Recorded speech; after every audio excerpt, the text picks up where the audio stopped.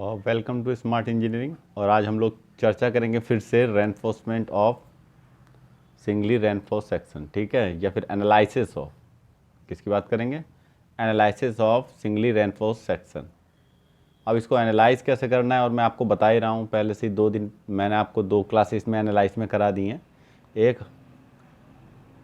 Critical axis की depth को ज्ञात करना और दूसरा आपका क्या, एक्चुअल एक्सिस की डेप्थ को ज्ञात करना, ठीक है। और आज हम लोग जो चर्चा करेंगे वो करेंगे यानी कि परसेंटेज ऑफ स्टील कैसे निकाला जाए किसी भी बीम के सेक्शन में, या कोई भी सेक्शन है किसी भी टाइप का, ठीक है, उसमें परसेंटेज ऑफ स्टील कैसे निकालेंगे, बोले स्टील का कितना प्रतिशत उसके अंदर डलेगा, स्टील का टोटल कंक्रीट के अकॉर्डिंग कितना पार्ट डलेगा उसमें, क्या बोलते हैं, हमारे कॉलम में या बीम में या किसी भी स्ट्रक्चर में, ठीक है, तो कितनी स्टील की मात्रा लगेगी, उसी को आज हम लोग निकालना सीखेंगे, ठीक है।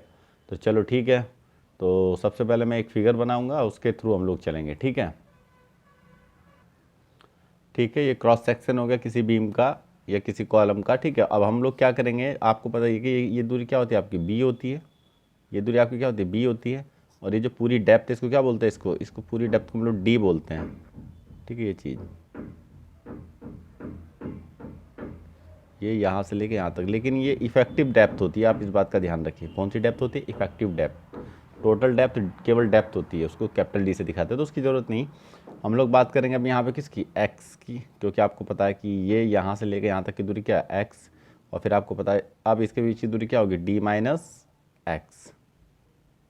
ये हो गया यहाँ से लेकर यहाँ तक, ठीक। अब मैं इसका क्या करूँगा, मैं इसका स्ट्रेस स्ट्रेन, मैं इसका डायग्राम दिखाऊंगा। तो मैं आपको इसका स्ट्रेस डायग्राम दिखा दे रहा हूँ। स्ट्रेस डायग्राम के लिए मुझे करना क्या है, यहाँ पे एक लाइन खींचनी है। ये चीज़, ये लाइन इसके यहाँ के लेवल में, यहाँ के लेवल में रहेगा एज इट, ये आप लोग पहले ही समझ चुके हो। और मैं यहाँ पे ये जहाँ पे आपका एक कटिंग पॉइंट है, यहाँ से एक लाइन खींच दे रहा हूँ। कटिंग पॉइंट मतलब यहाँ से, ठीक है। अब यहाँ पे क्या होगा, ज़रा ध्यान देंगे, ये जो आपका इधर क्षेत्र है, ये आपका इसके लेवल में है, और ये जो इस्पात है इसके सेंटर पे है, ठीक है। इतनी बात मैं कई बार आपको बता चुका हूँ। और आपको पता है यहाँ पे कौन सा बल लगेगा, यहाँ पे लगेगा आपका सिग्मा सी बी सी, सबसे अधिक यहीं पे बल लगेगा। उसके बाद यहाँ पे क्या लगेगा, यहाँ पे आपको मालूम है कि अगर इधर की बात करेंगे तो इधर आपको पता लगेगा सिग्मा एस टी बाई, अरे यार, सिग्मा एस टी बाई, और यहाँ पे क्या हो जाएगा, एम। ये चीज़ क्लियर, इतना हो गया, ठीक। ये चीज़ हो गया। तो ये तो स्ट्रेस की बात हो गई कि स्ट्रेस कैसे पैदा हो रहे हैं। लेकिन आप एक बात जानते रहिए कि हम लोग जब भी पढ़े हैं, हम लोग ये पढ़े होंगे कि जो एकल प्रबलित खंड होता है, मतलब सिंगली रेनफोर्समेंट सेक्शन होता है, इसमें क्या होती है, उदासीन अक्ष, यानी कि कौन सी, न्यूट्रल एक्सिस। जो उदासीन अक्ष होती है, न्यूट्रल एक्सिस होती है, ये किसी भी खंड को, किसी भी सेक्शन को 2 पार्ट में बांटती है। ये कौन सा पार्ट है, सी, और ये कौन सा पार्ट है, टी, ठीक है। तो एक कंप्रेशन जोन होता है और एक टेंशन जोन होता है, क्लियर। ये टेंशन जोन है। हमें करना क्या, हमें ये मालूम होता है हमारे नियम के अनुसार कि सी बराबर क्या होना चाहिए, टी होना चाहिए। सी बराबर क्या होना चाहिए, टी। अब सी क्या होता है, ये ध्यान रखेंगे। सी जो होता है कंप्रेशन जोन में उपजे बल, प्रतिबल नहीं, बल। और टी बराबर तनन जोन में उपजे क्या होंगे, बल। तो मैं यहाँ पे कह सकता हूँ क्या, फोर्स इन, जाओ थोड़ा स्पेस में लिख दे रहा हूँ,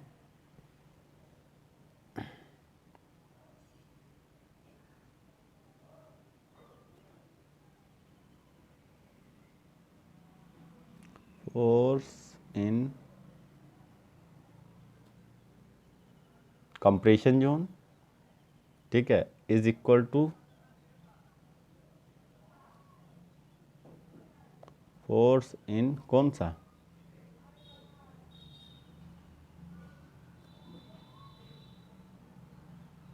टेंशन जोन, ठीक। ये हो गया, मतलब ये फोर्स इन कंप्रेशन जोन और ये फोर्स इन टेंशन जोन, ये दोनों आपस में क्या होना चाहिए, बराबर होना चाहिए। लेकिन अगर मैं बात करूं कि कंप्रेशन जोन के फोर्स क्या होते हैं, तो आपको बता दें कि कंप्रेशन जोन में जो फोर्स होता है, ठीक है, वो होता है कंप्रेशन जोन का एरिया, कंप्रेशन जोन का एरिया, ठीक है, और उसमें उपजा प्रतिबल। क्योंकि आपको एक बात याद होगी, मैं यहाँ पे कोने पे लिख दे रहा हूँ, जो आपने सॉम में पढ़ी होगी ठीक है, या मॉस में पढ़ी होगी। इसमें क्या होता है, इसमें आपको पता है कि सिग्मा बराबर होता है एफ बाई ए। एफ मतलब फोर्स, मतलब, और ये सिग्मा क्या होता है, प्रतिबल, स्ट्रेस। ठीक है, तो स्ट्रेस बराबर होता है ये। तो बताओ एफ बराबर क्या होगा, आप कहोगे एफ बराबर हो जाएगा सर सिग्मा डॉट ए। तो ए क्या है, एरिया, और ये क्या है, प्रतिबल। ये क्या है, प्रतिबल। तो देखो प्रतिबल तो है हमारे पास, हमको क्या चाहिए, एरिया और चाहिए, तो बात बन जाएगी। तो ये फोर्स है, ये एफ है, लेकिन ये कंप्रेशन का है। तो बताओ कंप्रेशन का जो क्या रहेगा, तो यहाँ पे क्या लिखोगे, यहाँ पे लिखोगे एरिया ऑफ कंप्रेशन जोन। ठीक है, एरिया ऑफ कंप्रेशन जोन, मैं यहाँ पे पूरा लिख दे रहा हूँ।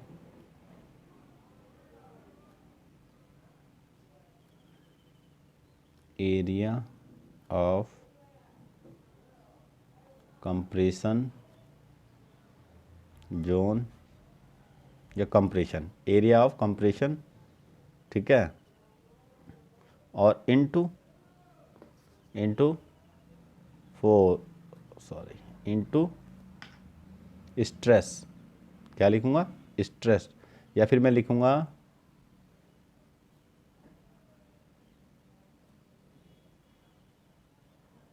Average stress, average stress in compression zone. क्या हो जाएगा, कंप्रेशन जोन। ठीक है, ये हो गया कंप्रेशन जोन। ठीक है, ये चीज़, ये आप कंप्रेशन एरिया ही समझिए, उससे कोई दिक्कत नहीं है, क्योंकि मैं ज़्यादा लंबा लिखना नहीं चाहता, इसलिए इससे बच रहा हूँ। ठीक है, ये चीज़, तो ये हो गया आपका एरिया ऑफ कंप्रेशन जोन और इनटू एवरेज स्ट्रेस। ठीक है, average stress in, average stress ये अलग है, अलग है, average stress in compression zone. ठीक है, तो ये बात आपकी होगी इतनी। तो मतलब मैं यहाँ पे क्या लिख सकता हूँ, आप ज़रा गौर से देखिए, मैं यहाँ पे लिख सकता हूँ कि आपका ये बताइए कंप्रेशन जोन का कौन सा बल है। ऐसी टेंशन जोन में, रुक जाओ पहले टेंशन जोन में आ जाइए। टेंशन जोन में सेम यही होगा, क्या होगा कि एरिया ऑफ टेंशन, ठीक है, और इनटू एवरेज स्ट्रेस। ठीक है, कहाँ पे, इन टेंशन।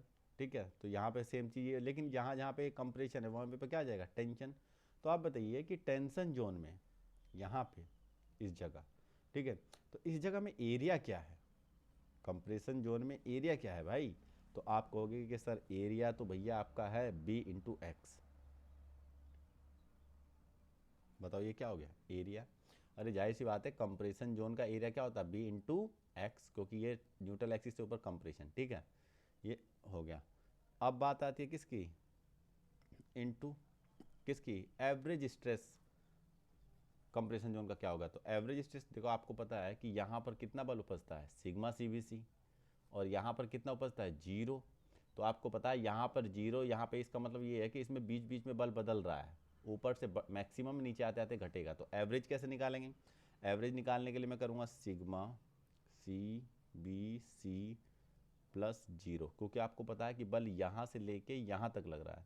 तो यहाँ पे जीरो, यहाँ पे सिग्मा सी बी सी, तो सिग्मा सी बी सी और जीरो, तो इन दोनों को जोड़ के क्या करेंगे, दो से भाग कर देंगे, तो एवरेज निकल जाएगा कहीं पे। तो मैं क्या करूँगा, बट्टे दो। ठीक है, तो ये प्रतिबल हो गया, क्या हो गया ये, प्रतिबल। ठीक है, और इन दोनों का गुणा कर देंगे तो बल बन जाएगा, बराबर।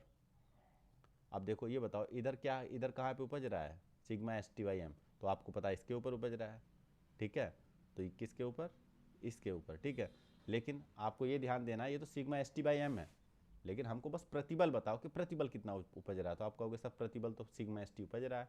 ठीक है, और किस में उपज रहा है, इसमें उपज रहा है। अच्छा, हम इसको क्या बोलते हैं, आपको याद होगा पिछली क्लास में मैंने बताया था, इसको बोलते हैं ए एस टी। क्या बोलते हैं इसको, ए एस टी।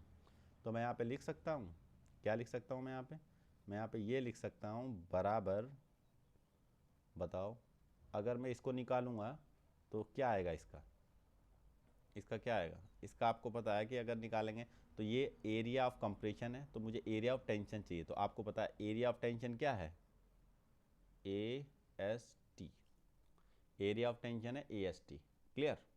ठीक, और into area of A S T क्या है, ये चीज। ठीक है, और इनटू ये बताओ प्रतिबल कितना है। तो प्रतिबल आपको पता है ये कितना है, प्रतिबल है सिग्मा एस टी। ठीक, तो ये कहाँ का हो गया भैया, ये हो गया आपका टेंशन जोन का। ओके,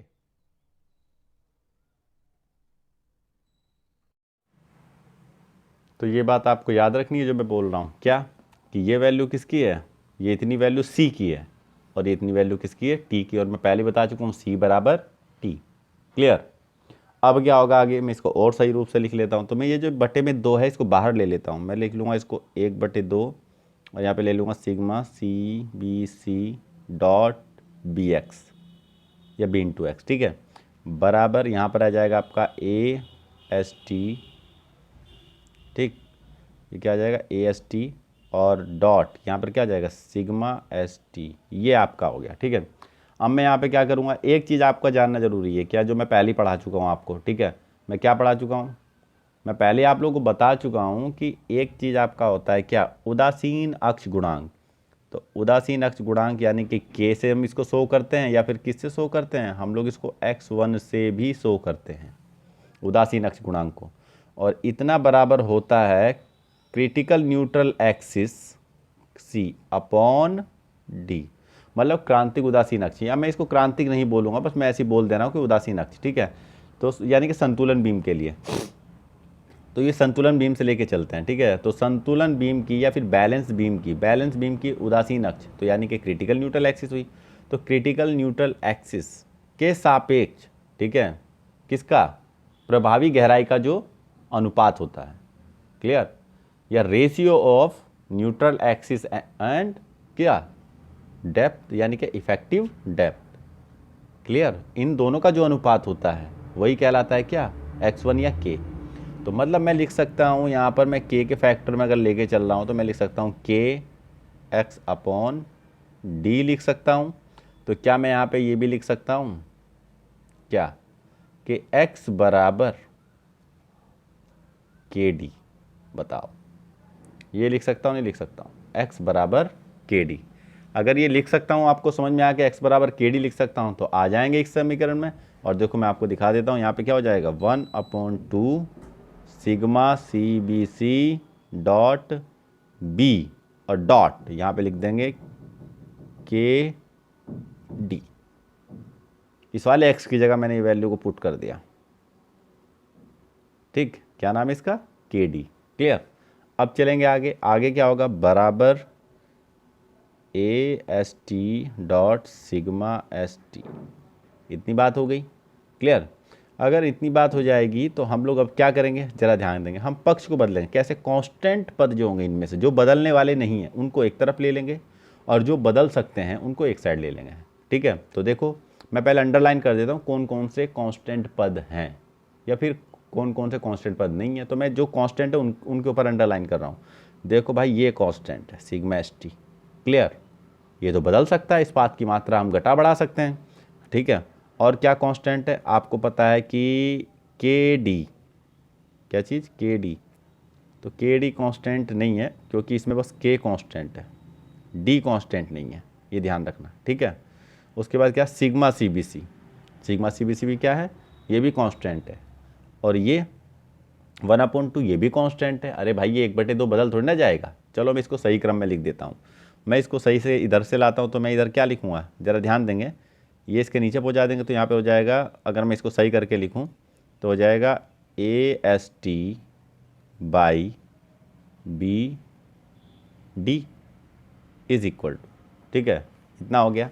और यहाँ पर क्या होगा, इस जगह आपको पता ही है कि ये जब हम लोग इसको सॉल्व कर रहे होंगे तो ये चीज़ पद इधर, ठीक है, इधर वाला पद इधर भेजेंगे तो क्या हो रहा होगा, तो यहाँ पे ये होगा कि ऊपर क्या होगा के, ठीक है, और क्या बचेगा sigma C B C, sigma C B C और बटे में, ठीक है, इतना हो जाएगा। और आपको पता है ये 2 है तो 2 इसके इंटू में जाएगा नहीं जाएगा इधर, ठीक है। तो ये भी आप लोगों को ध्यान रखना है कि कौन मल्टीप्लाई में जा रहा है कौन इंटू में आ रहा है। तो ये इंटू में तो है ही है, या फिर हम इसी को इधर ला रहे हैं तो ऑलरेडी नीचे ही है। तो जब ऑलरेडी नीचे है तो मैं यहाँ पे लिख दूंगा 2 sigma C B, sorry S T है क्योंकि स्टील वाला आया ये मामला, सिग्मा एस टी। ये देखो ये सब कांस्टेंट पद हैं। ये कौन से पद है, सब कांस्टेंट पद, ये बदलते नहीं हैं। अब इनमें बदलने वाला क्या था, या तो बी था या डी था या एस टी था। क्लियर, इतना हो गया। तो हमको पता है कि हमको ये चाहिए किस में वैल्यू, परसेंटेज में। हमें किस में चाहिए वैल्यू, परसेंटेज में। तो परसेंटेज में लेने के लिए क्या करेंगे इसको, आपको पता है कि परसेंटेज में, इन परसेंटेज मैं यहाँ पे लिख दे रहा हूँ 1 मिनट के लिए, इन परसेंटेज। तो परसेंटेज में लेने के लिए मैं यहाँ क्या करूँगा, 100 से गुणा कर दूंगा, कोई दिक्कत क्यों भाई, इतना हो गया। और यहाँ पे भी कितने से गुणा कर दूंगा, 100 से गुणा कर दूंगा, ये चीज़ ये परसेंटेज में आ जाएगा। ठीक, तो ये आपका इतना हो गया। अब हम लोग क्या करेंगे, अब ध्यान देना, अब हमें ये करना है, ठीक है, क्योंकि प्रतिशत की मात्रा के लिए हमने 100 से गुणा कर दिया। अब हमें ये करना है कि इसको समझना है कि ये वैल्यू आगे बन क्या रही है। तो मुझे थोड़ा सा जगह चाहिए, उसके बाद ही मैं आपको आगे बताऊंगा, ठीक है। तो देखो मैं भी ज़रा बोर्ड से ही कर लेता हूँ। तो देखिए आपको पता है कि आप इस पे ध्यान दीजिए, क्या आपको ऐसा नहीं लग रहा है AST और BD, तो AST होगी टोटल स्टील की, मतलब टोटल स्टील का एरिया, और B इंटू डी, तो आप देखिए ये है B, ठीक है, और ये है क्या नीचे D, तो ये टोटल का एरिया हो गया। किसका एरिया हो गया, टोटल का एरिया। मतलब मैं ये कह सकता हूँ कि 100 इंटू AST बाई BD, ठीक है, 100 इंटू AST बाई BD, धरन के संपूर्ण क्षेत्रफल, धरन के संपूर्ण क्षेत्र, अच्छा संपूर्ण क्षेत्रफल क्या है भाई, आपको पता है संपूर्ण क्षेत्रफल है BD, तो धरन के संपूर्ण क्षेत्रफल के सापेक्ष स्टील की प्रतिशत मात्रा, जाहिर सी बात है स्टील की प्रतिशत मात्रा, क्योंकि आपको पता है कि जो ये AST है, AST तो वो मात्रा है, AST तो मात्रा है भाई किसकी, स्टील की, तो स्टील की मात्रा लेकिन किसके सापेक्ष है, धरन की पूर्ण क्षेत्रफल के सापेक्ष, ठीक है, ये ध्यान देना है। तो ये इसमें क्या होता है, ये ध्यान रखिएगा कि ये स्टील की प्रतिशत मात्रा है, इसी को बोलते हैं स्टील की प्रतिशत मात्रा पूरे बीम के अक्रॉस, पूरे बीम के एरिया के अक्रॉस, है ना, स्टील की प्रतिशत मात्रा एट B इंटू डी के अक्रॉस, ठीक है, across at B into D. तो जब पूरे की ये मात्रा है तो मैं इसको बोलूँगा कि ये पूरे की मात्रा हो गई, ठीक, तो जाहिर सी बात है पूरे बीम की मात्रा हो गई। तो इसको हम लोग क्या करते हैं, 100 इंटू AST अपॉन BD, ठीक है इसको हम स्मॉल p से दिखाते हैं, परसेंटेज ऑफ स्टील किससे दिखाते हैं, P से दिखाते हैं। तो मैं क्या यहाँ पे लिख सकता हूँ क्या, कि P बराबर स्मॉल p बराबर 100 AST, ठीक है, 100 AST अपॉन यहाँ पे क्या लिख दूंगा, B डॉट D लिख सकता हूँ, सही बात लिख सकता हूँ, ये चीज़ कोई दिक्कत, इतना हो गया। अब मैं इसको क्या करूँगा, अब आपको क्या करना है, इसकी जगह P की वैल्यू रखनी है, तो यहाँ पे लिख देंगे, तो P बराबर हो जाएगा क्या, P बराबर हो जाएगा K dot sigma CBC upon 2, ये क्या हो जाएगा ST, ये वैल्यू हो गई एक, ठीक है, एक वैल्यू ये हो गई, ये चीज़, ठीक है। मतलब P बराबर 100 AST बाई BD, तो बस मुझे क्या करना है, इसकी जगह इसको रखना है, और ये वैल्यू आपकी इतनी आ गई, ठीक है। अगर ये वैल्यू आपकी इतनी आ गई, ठीक है, तो मैं हो सके तो इसको और थोड़ा इसको ईजी कर दे रहा हूँ ताकि आप लोग को समझ में आए, ठीक है। तो ज़रा ध्यान देंगे ईजी, लेकिन आपको याद होगा कि रुको सॉरी इधर 100 भी है मल्टीप्लाई में, ये क्यों भूल जा रहे हैं, 100, ठीक है, मैं इसको और सॉल्व कर सकता हूँ। तो मैं लिख सकता हूँ कि P बराबर क्या लिख सकता हूँ, P बराबर ये हो जाएगा, इसको देखो ज़रा ध्यान से देखो, अगर मैं इस 2 से इसको काट दूँ 50, इससे काट दूँ तो ये 50 आएगा ना, तो कितना हो जाएगा 50 K सिग्मा CBC, ठीक है, और अपॉन क्या हो जाएगा, अपॉन सिग्मा ST, ये हो जाएगा, ये आपका इतना हो जाएगा, ठीक है। ये क्या क्या बराबर है, स्मॉल p बराबर, ये चीज़ मैंने बस क्या किया, जो 2 था इससे इसको 100 को काट दिया तो ये वैल्यू आ गई। तो आपको यही है परसेंटेज ऑफ स्टील की मात्रा, या मैं बोलूँगा P इन परसेंटेज। हालांकि ये वैल्यू आपकी जो P होगी ये परसेंटेज में होगी, ये याद रखिएगा, ठीक है, लेकिन मैं फिर भी परसेंटेज लगा रहा हूँ ताकि आपको दिक्कत ना हो। तो ये हो जाएगा आपका इतनी, मतलब जो वैल्यू इससे आएगी वो किस में आएगी, परसेंटेज में आएगी, ठीक। तो अब देखो सब कांस्टेंट है, अगर मैं K किसको, K को, अगर मैं K into sigma CBC upon sigma ST को ठीक है, सॉल्व करके 50 से गुणा कर दूं तो किसकी वैल्यू आ जाएगी, परसेंटेज ऑफ स्टील की वैल्यू आ जाएगी। ठीक है, तो ये था आज आपको कैसे स्टील की मात्रा को ज्ञात करना है, और स्टील की मात्रा को ज्ञात करने के लिए मैंने बताया आपको फंडा क्या करना है। ठीक, तो आपको बस ये रखना होगा, आपको ये ध्यान रखना होगा कि सिग्मा बराबर होता है एफ अपॉन ए, सिग्मा बराबर होता है एफ अपॉन ए, तो एफ बराबर क्या होगा, सिग्मा इंटू ए, और सिग्मा यहाँ पर प्रतिबल और ये क्या है, क्षेत्रफल। क्लियर, तो बल बराबर होता है प्रतिबल गुणा क्षेत्रफल।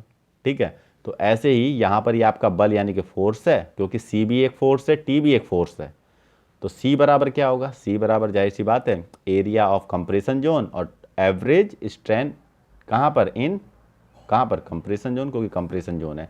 और ऐसी अगर टेंशन के लिए लेंगे तो वहाँ पे लिखेंगे एरिया इन टेंशन जोन और इनटू, ठीक है, एवरेज स्ट्रेस इन कहाँ पर, टेंशन जोन, और दोनों को आपस में बराबर रख लेंगे तो मैं कहूँगा कि इधर हो जाएगा सी, इधर हो जाएगा टी, तो ये वैल्यू किसकी है, ये वैल्यू आपको मालूम है टी की है, और ये वैल्यू किसकी है, ये वैल्यू आपकी सी की। सॉल्व करेंगे तो इतना आएगा, ये तो इतना ही रहेगा, लेकिन यहाँ पर मैंने क्या किया, इसको आपको पता सिग्मा सी एवरेज लेते हैं, तो इसका तो एवरेज कुछ होगा नहीं क्योंकि ये तो अकेला ही लग रहा है पूरा। ठीक है, लेकिन इसका एवरेज जरूर होगा क्योंकि यहाँ पर ये ज़्यादा यहाँ पर अधिक, लेकिन ये यहीं पर काम करता हुआ माना जाता है। क्लियर, ये चीज़ इतना हो गया। अब इतना हो जाने के बाद ये आपका सॉल्व हो गया, और जब आप करोगे तो मैं यहाँ से इसको बाहर लेके इसको सॉल्व कर लूँ, और बाकी का मैं आपको बता ही चुका हूँ कि कैसे क्या करना है। बस आपको ये याद रखना है कि ये जो यहाँ पर है ये, ठीक है, सिग्मा, ये 100 इंटू AST अपॉन BD, यही है इस्पात की प्रतिशत मात्रा। क्लियर, और इस यहीं पर रखेंगे स्मॉल p, और जब स्मॉल p यहाँ पे रख देंगे तो इतना इक्वल हो जाएगा, इसको 2 से काट के 50, तो इक्वेशन ये बनेगी। ठीक है, तो ये फार्मूला आपको याद रखना है 50K sigma CBC upon sigma ST। Clear, okay. इसके बाद अगली क्लास में मैं आपको पढ़ाऊंगा मूवमेंट ऑफ रेसिस्टेंट, ठीक है, in singly reinforce beam, movement of resistant in singly reinforce beam. ठीक है, उसकी चर्चा अगली क्लास में होगी, तो पढ़ते रहिए, कोई डाउट है तो पूछते रहिए। Okay, bye.